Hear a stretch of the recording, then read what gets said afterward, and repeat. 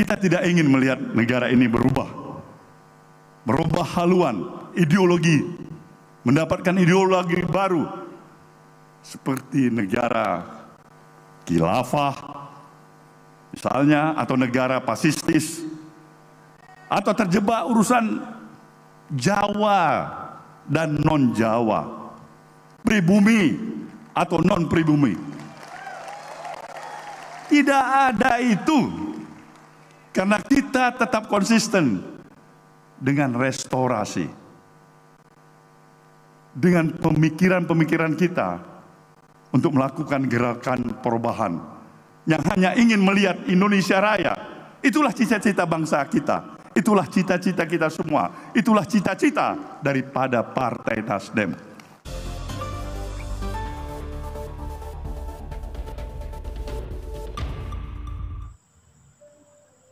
Saya senang mendengar Pak Surya Paloh, Ketua Umum Partai Nasdem, bilang bahwa partainya tidak ingin terjebak politik identitas di 2024 nanti. Dan Surya Paloh menegaskan bahwa Nasdem tidak ingin negara ini berubah haluan dengan ideologi seperti khilafah atau terjebak masalah urusan ras, suku, dan agama. Nasdem akan konsisten dengan konsep restorasi, sebuah pidato yang melegakan yang membuat kita bisa berharap bahwa Pilpres 2024 nanti tidak akan sama dengan Pilgub DKI 2017 yang penuh dengan amarah, yang bahkan bisa masuk ke ranah agama, yang jualan ayat dan mayat, yang membuat DKI Jakarta terpecah.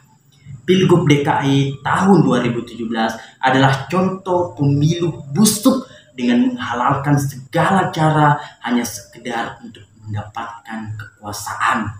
Pertanyaannya, apakah Surya Paloh bisa konsisten dengan pernyataannya itu? Surya Paloh adalah politisi senior yang seangkatan dengan Megawati, Yusuf Kala, Wiranto, dan lain-lain. Dan sejak didirikan tahun 2011, Nasdem bisa dibilang tumbuh menjadi partai yang bukan kaleng-kaleng dan terus bertahan ketika beberapa partai yang didirikan oleh para senior yang seangkatan dengan Surya Paloh ambruk berantakan. Dan di tengah kompetisi ketat perebutan suara, Nasdem berhasil mengisi celah-celah dengan lincah dan membuatnya tetap ada di Senayan dan mendapatkan 59 kursi atau 9,5% suara nasional. Tapi yang sulit adalah bahwa biar bagaimanapun Surya Paloh adalah seorang politisi yang juga punya ambisi, dia punya kekuatan. Cuma satu yang belum diraih sampai sekarang, yaitu kekuasaan. Selama ini, Nasdem di bawah Surya Paloh selalu hanya berperan menjadi partai pengusung dan pendukung saja. Dan saya masih percaya melihat kesuksesan PDI Perjuangan menjadi partai yang berkuasa sesudah mengusung Jokowi menjadi presiden, bisa jadi Surya Paloh ini ingin mengikuti jejak yang sama. Karena biar orang sekaya dan seberkuasa seperti Surya Paloh, ada hal yang lebih penting dari materi, yaitu sebuah pencapaian yang diakui. Itu nilainya jauh lebih besar dari semua yang ada.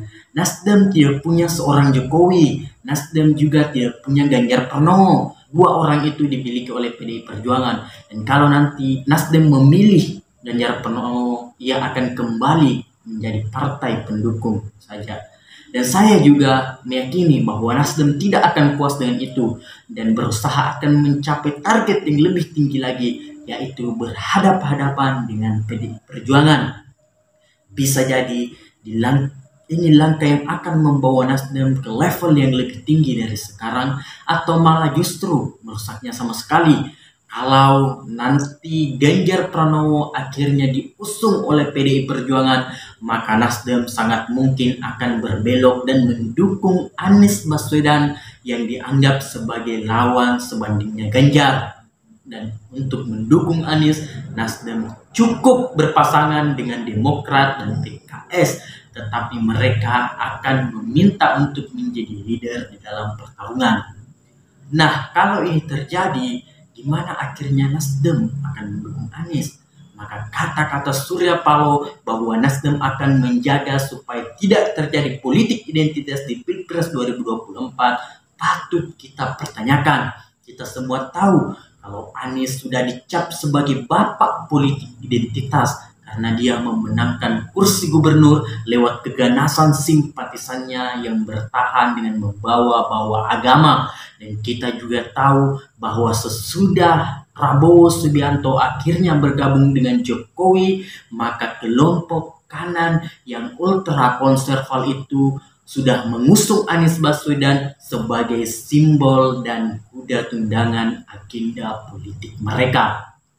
Kalau akhirnya Nasdem mencalonkan Anies Baswedan supaya bisa berhadapan-hadapan dengan Ganjar Pranowo dari PDI Perjuangan, yang perlu dipertanyakan adalah apakah Nasdem konsisten dengan sikapnya sekarang untuk tidak bermain politik identitas, atau justru mereka berselancar di tengah ombak yang keras. Hanya waktu yang bisa membuktikan itu. Politikus adalah mereka yang bisa bermain di banyak arah, tergantung kemana angin membawanya. Dan jangan baper, kita tunggu saja langkah selanjutnya. Wallahul muwaffiq ila aqwamit thoriq. Wassalamualaikum warahmatullahi wabarakatuh.